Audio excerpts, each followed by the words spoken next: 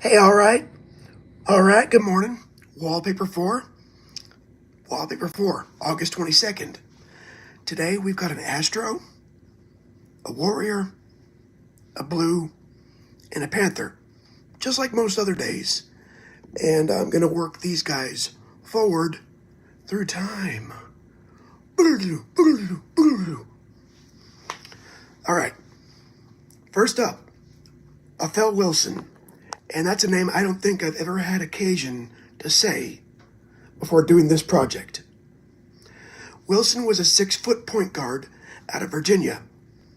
Golden State took him in the second round of the 1984 draft, 35th overall.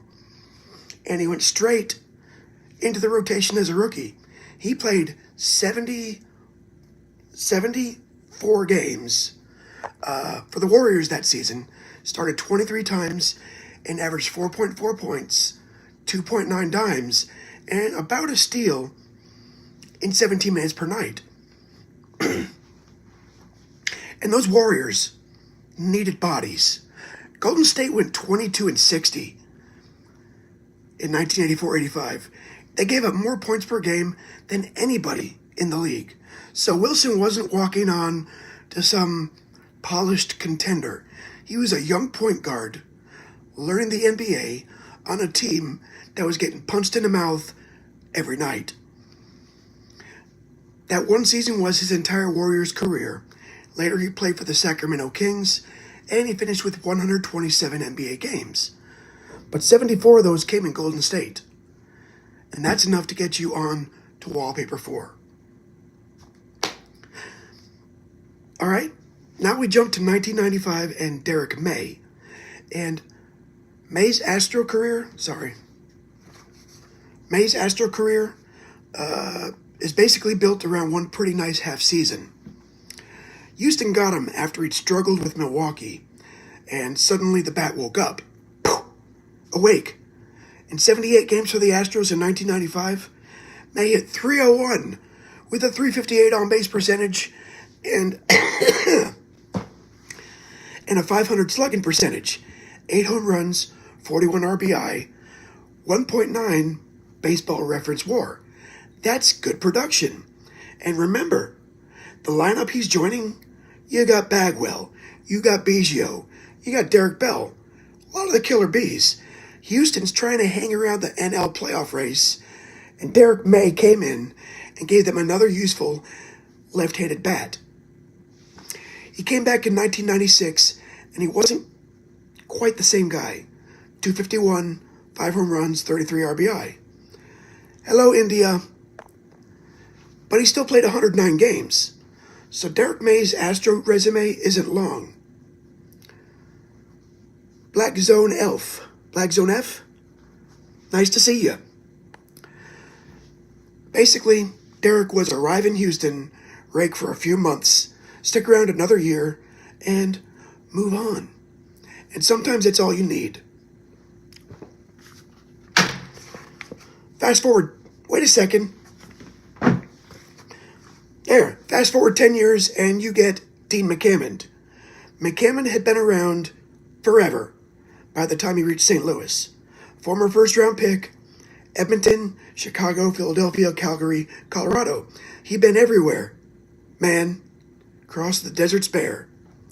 Then he landed with the Blues for the first season after the NHL lockout. Hello, Pradvi. St. Louis finished that season 21-46-15.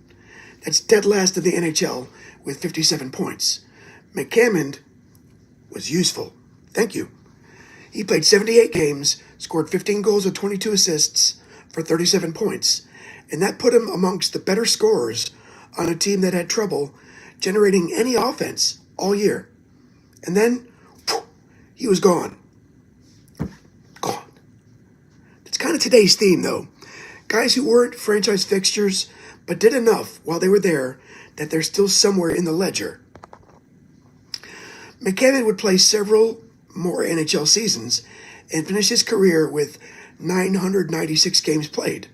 So yeah, 996 games. That would annoy me, too. almost 1,000. Didn't quite make it. Yeah.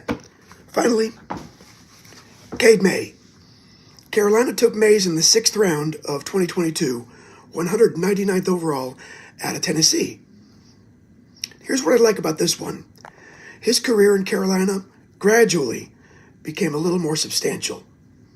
11 games, 2 starts as a rookie. 16 games, 5 starts, 2023.